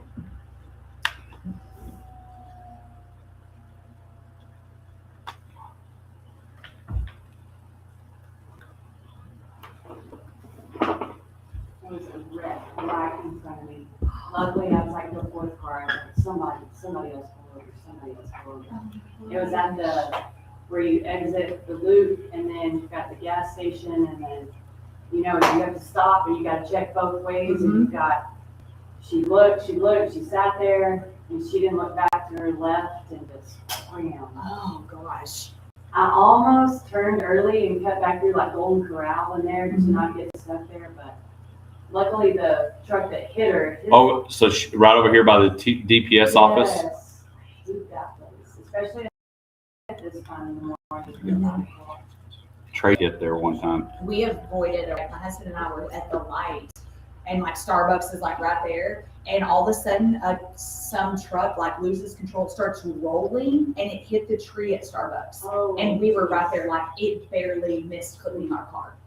And I was like, it was almost like it was almost like Final Destination style. Like I saw it, was like, whoa. Welcome back to the Hodgeback Sports Life and everything in between as we keep going here in hour number 2. NFL playoffs this weekend. The wild card is happening again. Great games starting tomorrow. Saturday games: Rams, Panthers, Bears, Packers. Tomorrow kicks off at Sunday, 12 o'clock. Bills, Jags. Man, 2 quarterbacks that are trying to not find their way. I mean, they're very good, but again, if this was college, this is the type of SEC, Big Ten, you name matchup that you want. I mean, this could be an AFC Championship game, and it's round 1. Bills, Jags. I think there is a lot of pressure for Josh Allen, but you got Liam Cohen. I mean, is he coach of the year at what he's done with the Jags, Gosh. or Vrabel at New England? Oof. I go with Vrabel, Yeah. He's got an argument. Yeah, a great job there. Can the Bills go on the road? Do you think they find a way to get it done? Misty, I know you're picking them. Yeah, I mean, obviously I'm picking the Bills, But gosh, yeah, Josh Allen does, he does have an unpredictable component to him. And then the whole Bills franchise obviously does. But I'm just like, come on, Josh, like get over this hump. I just want the Bills to get over it and just let's go. Well, and here's the thing about it. Your hump got harder. Sounded weird. That's a Misty. Yeah, she just Misty that. Is you made it more difficult because you didn't win the division. Right. You did get the number one Well, seed. you had that chance and you threw that ball. Like, I could just still see it. I was just like, oh. Yeah, and the Patriots find a way to win the division, and now costly. You've got to win a lot of road games to get to the Super Bowl. Yeah, that's going to be tough. I don't know that they can get to the Super Bowl. Misty's got the Bills. Do you have the take Jags or the Bills? Man, I'm going to go with the Bills just because of more recent experience with being in the environment. I was going to throw that out. That could be an experience there. Because Trevor Lawrence has been resurgent this year. We've talked about him before as one of those first round quarterbacks that the kind of the jury was still out on him because he started out like looking really good and then had a few seasons there where kind of what happened, and he's now back to being like a top quarterback. He's the number one draft that the Jags thought they would be. Right. All right. 49ers Eagles at 3:30. One coach that's won a Super Bowl, been there twice. Kyle Shanahan been to the Super Bowl but not won. I think he's got a big monkey on his back, very similar to Steve Young did when he finally won it. I think the Eagles are really good. Trent Williams is questionable on the offensive line, which is going to be huge. If you're Brock Purdy, you've got to have that guy because you don't want Jalen Carter down your throat. But this is probably more of a heart. Please go. I'm picking the 49ers. Yeah, I hate both of these teams, but I think the Eagles get it done, even though it really pains me to pick them. It's funny when Luke was talking to me about the playoff matchups, he said, man, the Eagles and the 49ers, that's kind of like the Astros playing. I was like, oh, you're right. Yeah. He said, but I think the 49ers are like the Mariners and the Eagles are like the Astros, so we're going to go for the 49ers. All right, there you Okay, go. there Good we are. decision. Chargers, Patriots. Herbert has played in it. Harbaugh's won big games, national champion again with the Michigan Wolverines a couple years ago. Drake May, can he rise? Again, a benefit, get to play at home. I think the Patriots win. I think Vrabel's really kind of got that, I don't know, just that mojo about him. I've got the Patriots winning that one. I'm going to go against you, and I've got the Chargers. All right. But I wouldn't be surprised. Well, all of these games really, there's a lot of times this first round of the playoffs, there's some kind of clunker kind of looking games, but there's really not in this. Really, the clunker game's probably the Panthers-Rams, but with the Panthers beating them before, right, it may be less of a clunker. And we've talked about this in previous. NFL's really in a state of parity that they've never really been in. There's not really a team that you just think like, man, they're running away with this and they're way better than everybody else. But look at the records, how many double-digit win teams there are. And the Chiefs being gone, and the Chiefs not Yeah, not one huge. of them. The just good games on the schedule. The Chargers were a team that at the beginning of the year I thought had a chance to be really good. And they've kind of like the Rams, like had flashes and then not. And so it's a matter of what shows up. I didn't have the Patriots winning that division at all, but they have played very well. And Drake May has definitely taken probably a step up. Matt Stafford probably won the MVP in the last week, but it wouldn't surprise me if Drake May got it. Before Misty has to go, Texans, Steelers. Who do you have? Texans. I think the Steelers are going to win at home. I got the Steelers. I hope not. I think DK helps them in a great, great way. I've got the Steelers. Misty, text me when you get who you have, and we'll see if we can get it right. I couldn't remember. I think I had the Chiefs. I can't remember the AFC champ, but I couldn't remember the other. Anyway. I've got it on a spreadsheet. I was All right, going to perfect. say, I think he took that. Perfect. All right. Hey, we're going to go to commercial when we come back. Brittany Rose, head coach, girls coach, out at Jim Ned. Maybe we'll get her takes on some football and the NIL and all the things. We'll be back right after this.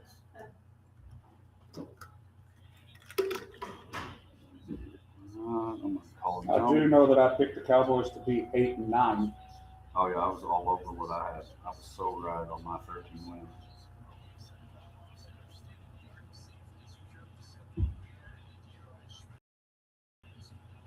You had Rams. Oh yeah, I was surfing the internet and all of a sudden like it's gone black. I wiggled the mouse, I hit the space bar, and it's just black. And I don't know if something, I don't know, it was weird. So the box is blinking. It's blinking. I think I had the Broncos. You had Chiefs. Chiefs in the Super Bowl. Well, Or what are we so talking like about? Or divisional? Chiefs winning over Power the button. Rams. Oh, Power okay. button Or you had Bills is over there, Bucks. and then the I had one Bills there's over a Packers. light that's blinking next to it. Bengals. Okay, so Super Bowl. I thought we were talking about divisional. Oh, Because Oh, division, well, I Yeah, can't you put had the the video. I had the Broncos. Yeah, that's Anyway, what I was thinking. Okay, bye y'all. Thanks for coming. Sorry I'm missing it. I have a meeting I gotta get to. Yeah, it's fine. I've got my iPad. We're good. All right, sounds good. We'll see you. Bye. All right, we'll be right here. Are 2-1 in district right now, right? Yes, we have Great Creek tonight at Great Creek. So the scoreboard's already 5-0. We're down. On the road, yeah. In our district, that's how it works. Probably going to ask. You're very similar to what Clay Martin did a couple years ago. Replacing a guy that was there a long time, how that was and all that. Getting back into it after a break. It's like, do I answer that call? Do I answer a call? And really, of course, I had y'all against Abilene High, but how, and it takes time Yeah. to get going. And Well, we have the third hardest strength of schedule in all of 3-acre. 12 out of our 13 ranked opponents finished on 10. So we did not play any. I saw that Sweetwater was number something at one Yeah, but time. their strength of schedule. Yeah, And then I had them against Wall. they have 3 technicals in the third quarter in our game.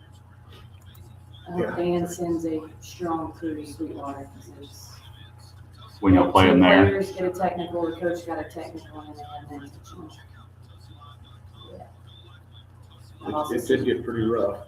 Yeah. I'm going to Hermely tonight. Who do they have? Ira, which that'll be a big game for them. Okay. Yeah, it's and I credit to Hermely because when I was coaching at Roby, Yeah. it was easy win. I mean, they built facilities, they got kids. I'm sure some kids from Snyder and all that. That's what they said. But Coach Winters and I think Coach Lopez is the girls' coach. Hopper was there, and they went to state a few times. But they've been very competitive. But yeah, it's It'll be that classification will be interesting for y'all. I mean, Austin and I were talking, district outside of Gordon is pretty easy. And then every Oh, game after that is hard. For us, first round and second round, first round should be easy looking at that district. Second round, a little heavier, and then all roads lead shallow. Right. It was at the peak of well, and 9 for seniors. but and I don't like the way they do it. I'm not a fan of it now. Yeah. How they split them, High school. don't Yeah. like that. That is right there with this. I mean, I don't like the- years.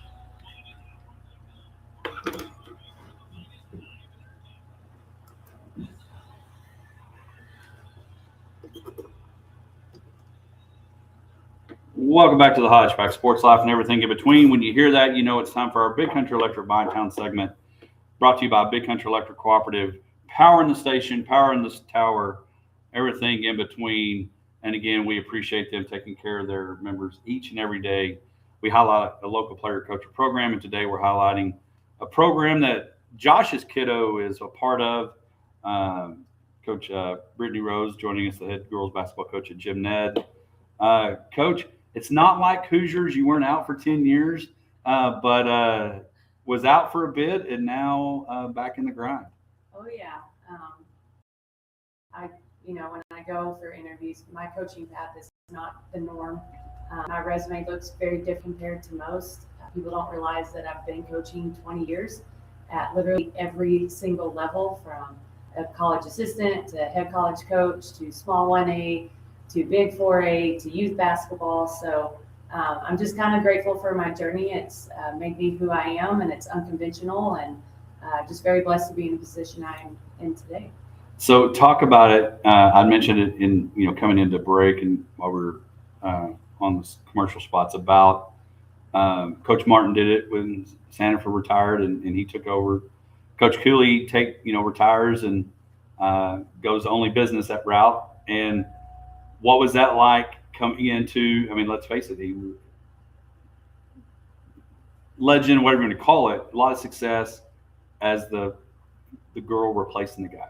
Right. And the thing about Coach Cooley is he is unique because he had on the girls' side. Yeah. I mean, he is a legend on both sides for Jim Ned. And so, I won't lie, it's a little scary in the beginning because, Jim Ned has always had a standard. And just being a local girl and playing against them in district when I was at EULA and we were all, battling it out, Jim Ned was our biggest rival. And so just knowing the standard that Jim Ned upholds and the expectations and the legend before me and Coach Cooley. And so just honored to be able to follow that and hopefully continue what he has left. And I think that that's really important and just speaks volumes to him and what he's done on both sides. I mean, people don't realize how good he was on the boys' side. Right. And again, had success, took boys teams to the state, took girls teams to the state. But you mentioned the legacy of Jim Ned girls basketball from Cooley to Avery to Parnell. I mean, there's all these tradition that's happened with the JNLI. Make sure I got all those letters in there. Who you rooting for? Yeah. Anyway, so that is big. But you have had that success of coaching. You mentioned different ages of girls and bringing all that in, and so. What has it been like of making that, not necessarily making the transition? And I mentioned earlier that I had y'all's game against Abilene High, which was like one of the first games of the year. And just how y'all have, you had a big EULA tournament that is still, I think, probably one of the more underappreciated holiday tournaments in the state of Texas. Fostel and those folks out there do a great job. But now you're in the district. Coach K always said you had pre-conference or district postseason. How do you feel like the Lady Indians are right now? Of course, you have the number one team in the state, and you talked about strength of schedule. Where you are right now, and people on the outside that maybe don't understand the game, like I told you before we started this, is in 3A girls we have the third hardest strength of schedule in the state. And so our preseason was designed to build us for success. And, as a coach, you've got to balance. Losing's never easy. It doesn't matter who you're losing to, the number one team or the number 18 team in the state. And so just keeping the girls' morale up, and they've handled it very well. I'm like, this preseason, we had a point where we had Cisco, we had Hermely, we had Naz, we had you, like I called it the gauntlet. And I was like, we've got to survive the gauntlet. We've got to grow through this. We've got to look at these losses and take the lessons in them. And because we know our district, we do have the number one team in the state, but then there's some district games that might look easier. And I told the girls this road, you might as well put 5 on there, 0 on us. I mean, it's a hard district to be on the road in, and anybody can win on any given night. So it's just kind of taking that hard preseason, prepping us for district, getting us at our peak, which I think going into the EULA tournament, coming out of the EULA tournament, we're playing our best basketball. And that's exactly where I wanted us to be.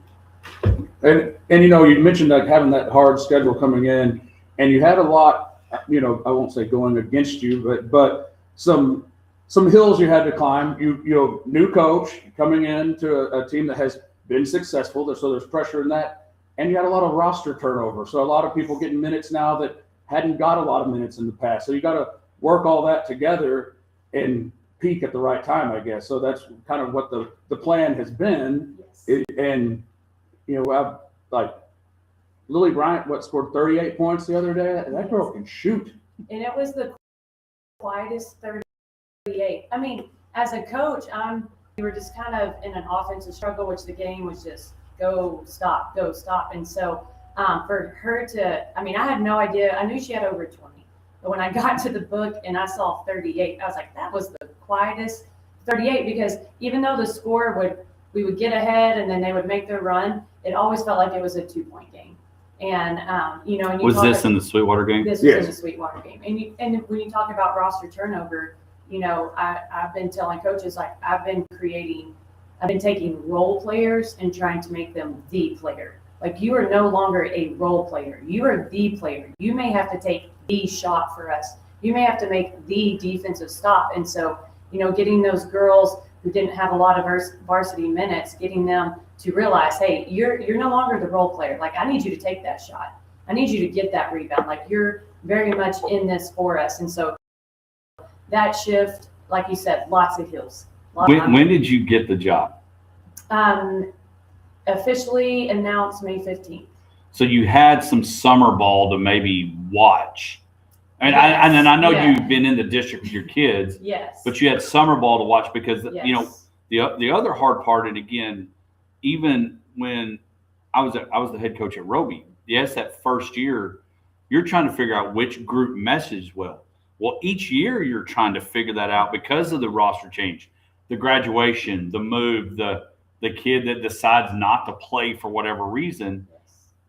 and figuring out how do you, because I still think one of the hardest things to do in coaching, and I don't care unless it's mandatory tomorrow in your little dribblers, is when to sub.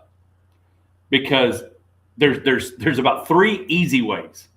You've turned it over 6 times in a row, and I probably should have done it on turnover 4.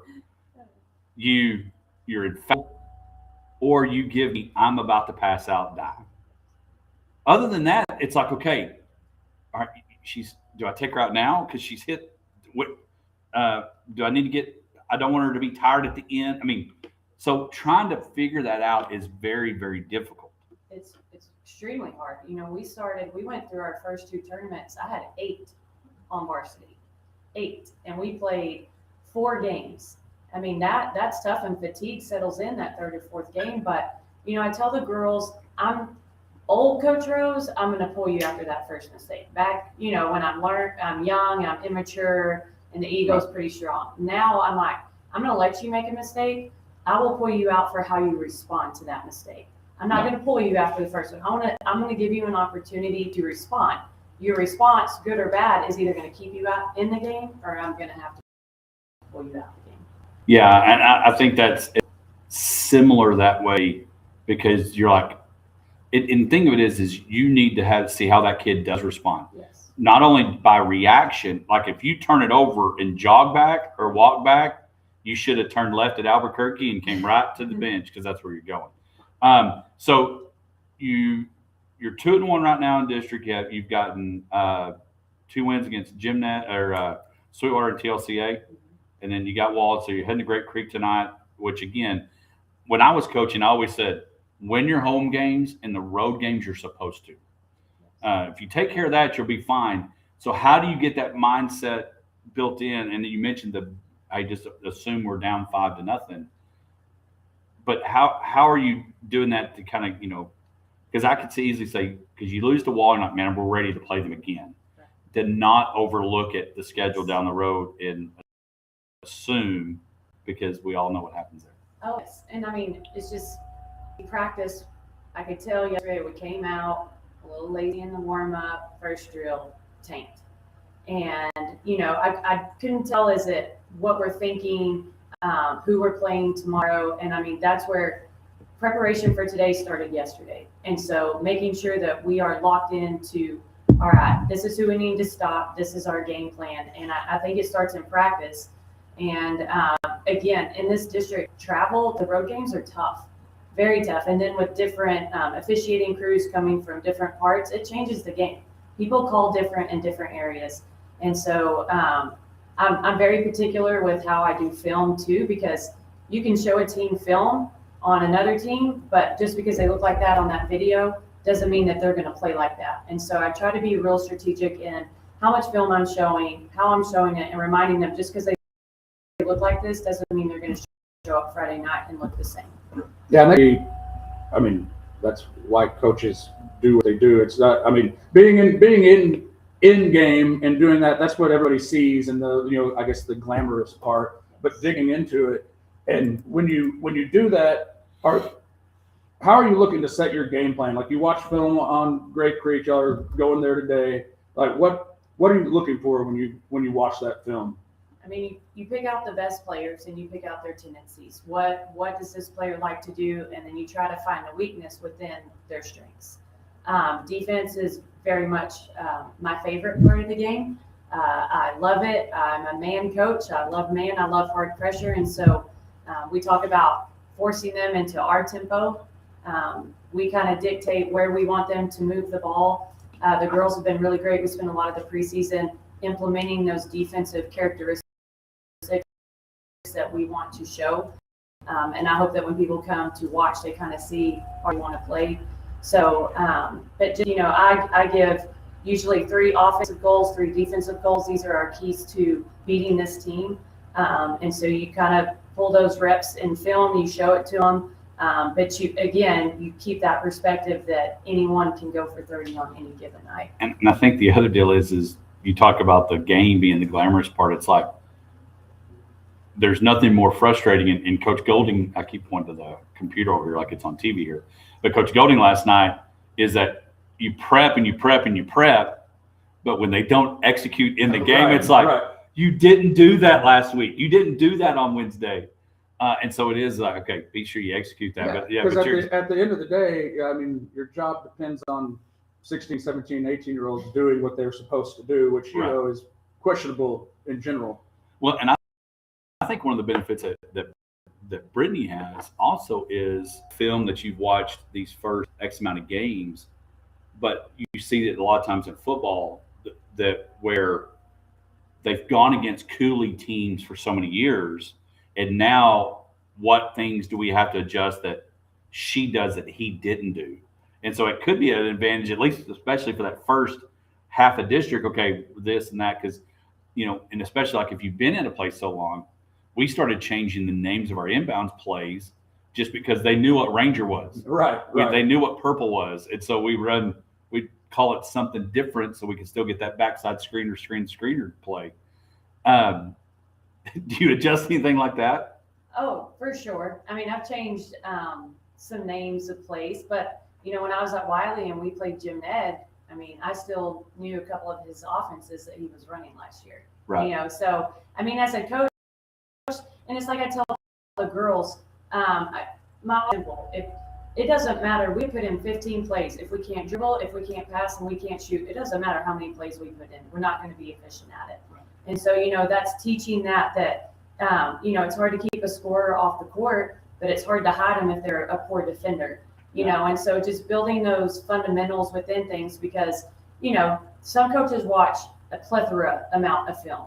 Some maybe don't. And so I told them everybody can get film on us. We can't put in a new offense, a new inbounds play for every game, because then we're not going to be very good at anything. Right. And I think we have, our sets that we truly love that, hey, we could close our eyes and move the ball and know where everybody's going to be.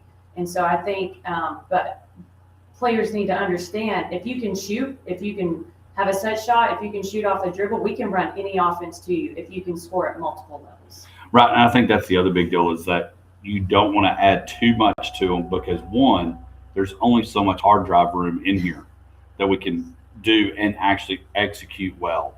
And so I think that's pretty crucial. Well, and high school athletes are very different than college. They have 8 periods a day. They Right. have homework, they have studying. And so you've got those athletes that can memorize 10 plays, but then you've got, the 4 or 5 that you just remember the one important play that they need to know. Right. And so it's challenging. It's a delicate balance.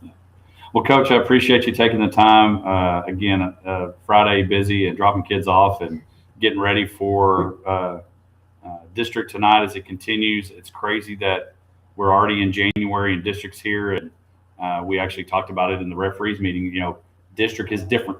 It just is, because it makes the difference on whether or not you get to continue to play and all the things. So be careful going to Great Creek tonight, and look forward to seeing how the Lady Indians finish out the year. Thank you so much. Coach Brittany Rose heading to Great Creek tonight to continue their district season. When we come back, Hodge, Josh, we'll send you into the weekend. Is Facebook on? Come here, thank you. I'm Josh Gray. Molly is in 7th grade. Yes, look back here. She's just gonna be a labeling. Well, she's got kids to rest. Oh, most girls, I've got a 15-year-old that I'm like, want to strangle sometimes. Mhm. So, but Mommy's fun to be there. She'll be a good one. Yeah, she's working. You know, Yeah. she wants to be better. Yes. You know, so it's good. We play a lot of I know, I love it. that. My wife's Leanne. Yes. Okay. We went to Harding Center. Yes. Yes. Well, I'm hoping, I don't know what this new district's gonna look like, because I'm tired of losing freshman games, varsity games, beating games, but people are barely holding on. I mean, girls basketball is.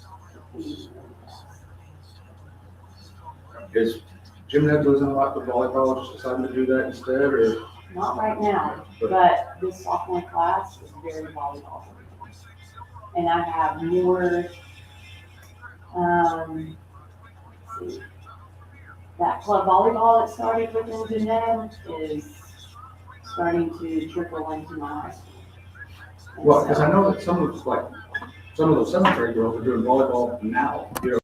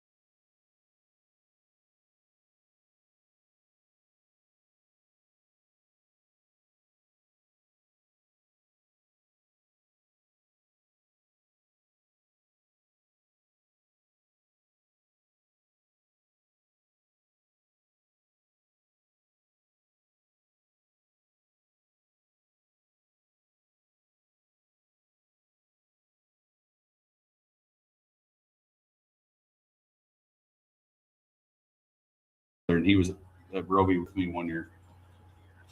The Missouri football coach literally said, "We love your footwork because of basketball," Yes, and that's how he ended up in Missouri. yep.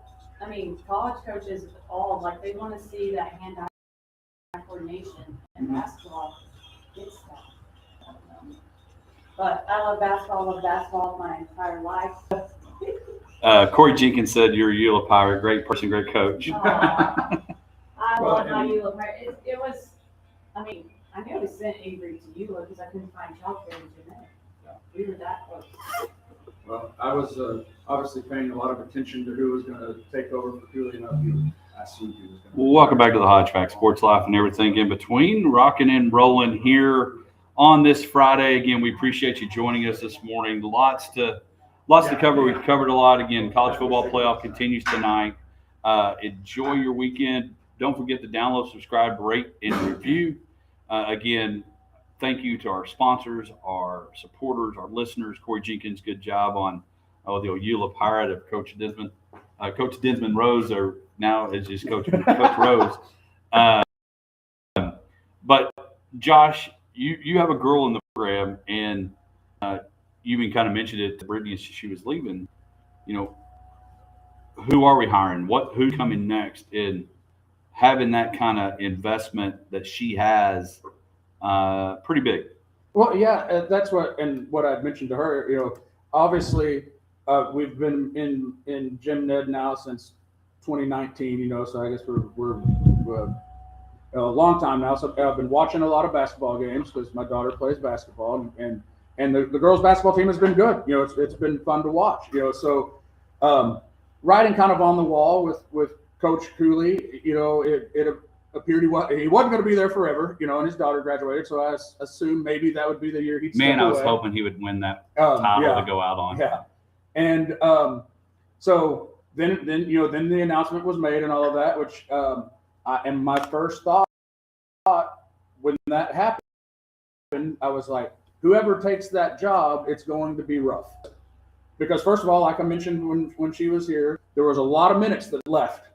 You know, a lot of people that had played several years that had a good run, and you know, we talk about the sports cliches, but you know, it's next man up. But you gotta get out there and do it. And so you had replaced a coach that had a very good run. You came in at a time where there was a lot of roster turnover, so you got to fill in those places. And those girls are stepping up. You know, we talked about Lily Bryant being one that's, I mean, she can shoot. She can shoot over people like you don't see many girls do. You know, no offense to all the ladies out there, but so. And I knew that you know, it was kind of rough in the preseason. We're watching some of those games, and then obviously Wall is really good. But I knew they're going to have to take their lumps and come together, you know. And so now that we're full-fledged in the district, it's that time, like I mentioned to her, it's the put-up time. You know, you can build off of that. You've had time to gel as a team, and so anybody that's kind of watching those games and thinking, oh, the record's not as good as it has been, this team's down, you know, things like that. It was too early to say so, you know, and. Well, and now it's time that we get to see the reward of that. And I mentioned the Eula tournament they played in. They lost to Eula in the championship of that tournament. It is one of the best tournaments in the state, and again, for sure, one of the holiday tournaments. But you got to find a way to stay healthy. You got to find a way to get in the dance and then see what happens. And I don't know what the enrollment is, but I've got a feeling that I don't know where. Well, I think Wall. It'd be Wall goes small school and Gym Ned goes big school. You don't play each other to win a state championship, right? So, but it'll be interesting. I'll be honest with you. I blocked Tuesday night. Eula and Gordon girls play each other. It'll be like number 1 versus number 2 in the state. Somebody's going to get probably their first loss. Well, they have to because nobody finishing a tie. It's not the NFL, but there's really good basketball, especially on the girls' side around here. When you look at Eula and you look at, you know, if you count Gordon, but Gym Ned's playing good, and then you got Hermely, and so it'll be interesting to see how Tuesday night goes. But again, I got it blocked. Not roughing, going to go watch them, but heading Hermely tonight. I'll see if the monument's there. It should be there. If they didn't take it down. Well, if they did, I want my deviled egg. You can't undo that. Yeah, can't undo that. Can't visualize that. Hey, everybody, don't forget to download, subscribe, review. Again, JB Cloud coming in at 10 o'clock. Of course, Greg Austin in the afternoon. Of course, Nick at night. And then don't forget, Jones will be back on Monday. We'll be back next week with a Hodgeback. We will have a national championship game Will Mario Cristobal be taking on the place he left, or will Google Me still be rocking and rolling? We'll be back with more Hodgepacks, sports life, and everything in between next week on the Hodgepacks.